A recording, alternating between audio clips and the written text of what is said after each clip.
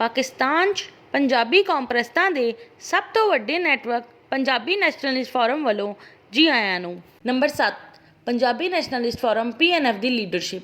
Punjabi nationalist forum PNF ਦੀ leadership ਦੀ DP ਦੇ ਰੰਗ। ਸੈਂਟਰਲ ਲੀਡਰਸ਼ਿਪ ਦੀ DP ਕਾਲੇ ਰੰਗ ਦੀ ਹੈ, ਜ਼ੋਨਲ ਲੀਡਰਸ਼ਿਪ ਦੀ ਹਰੇ ਰੰਗ ਦੀ ਹੈ, ਡਿਸਟ੍ਰਿਕਟ ਲੀਡਰਸ਼ਿਪ ਦੀ DP ਲਾਲ ਰੰਗ ਦੀ ਹੈ, ਤਹਿਸੀਲ ਲੀਡਰਸ਼ਿਪ ਦੀ DP ਨੀਲੇ ਰੰਗ ਦੀ ਹੈ, ਯੂਨੀਅਨ ਕੌਂਸਲ ਲੀਡਰਸ਼ਿਪ ਦੀ DP ਪੀਲੇ ਰੰਗ ਦੀ ਹੋਵੇਗੀ। Punjabi nationalist forum PNF leadership ਦੇ ਦਰਜੇਬੰਦੀ।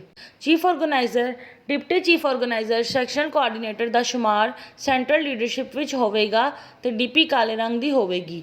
Zonal organiser, deputy zonal organiser, zonal section coordinator, zonal executive committee ਦੇ ਮੈਂਬਰਾਂ ਦਾ ਸ਼ੁਮਾਰ ਜ਼ੋਨਲ ਲੀਡਰਸ਼ਿਪ ਵਿੱਚ ਹੋਵੇਗਾ ਤੇ DP ਹਰੇ ਰੰਗ ਦੀ ਹੋਵੇਗੀ। District organiser, deputy district organiser, district section coordinator, district executive committee ਦੇ ਮੈਂਬਰਾਂ ਦਾ ਸ਼ੁਮਾਰ ਡਿਸਟ੍ਰਿਕਟ ਲੀਡਰ ਦੇ ਵਿੱਚ ਹੋਵੇਗਾ ਤੇ DP ਲਾਲ ਰੰਗ ਦੀ ਹੋਵੇਗੀ। ਤਹਿਸੀਲ ਆਰਗੇਨਾਈਜ਼ਰ, ਡਿਪਟੀ ਤਹਿਸੀਲ ਆਰਗੇਨਾਈਜ਼ਰ, ਤਹਿਸੀਲ ਸੈਕਸ਼ਨ ਕੋਆਰਡੀਨੇਟਰ, ਤਹਿਸੀਲ ਐਗਜ਼ੈਕਟਿਵ ਕਮੇਟੀ ਦੇ ਮੈਂਬਰਾਂ ਦਾ ਸ਼ੁਮਾਰ ਤਹਿਸੀਲ ਲੀਡਰਸ਼ਿਪ ਵਿੱਚ ਹੋਵੇਗਾ ਤੇ DP ਨੀਲੇ ਰੰਗ ਦੀ ਹੋਵੇਗੀ। Union council organiser, deputy union council organiser, union council section coordinator, union council executive committee ਦੇ ਮੈਂਬਰ ਦਾ ਸ਼ੁਮਾਰ ਯੂਨੀਅਨ ਕੌਂਸਲ ਲੀਡਰਸ਼ਿਪ ਵਿੱਚ ਹੋਵੇਗਾ ਤੇ DP ਪੀਲੇ ਰੰਗ ਦੀ ਹੋਵੇਗੀ।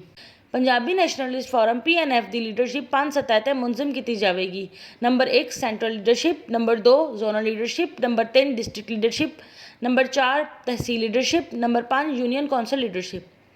ਪੰਜਾਬੀ ਨੈਸ਼ਨਲਿਸਟ ਫੋਰਮ PNF ਦੀ ਸੈਂਟਰਲ, ਜ਼ੋਨਲ ਤੇ ਡਿਸਟ੍ਰਿਕਟ ਲੀਡਰਸ਼ਿਪ ਦਾ ਕੰਮ ਬੈਕਗਰਾਊਂਡ 'ਚ ਰਹਿ ਕੇ ਕਰਨਾ ਹੈ, ਇਸ ਲਈ ਬਰਾਹ ਰਾਸਤ ਆਵਾਮ ਨਾਲ ਰਾਬਤਾ ਨਹੀਂ ਕਰੇਗੀ।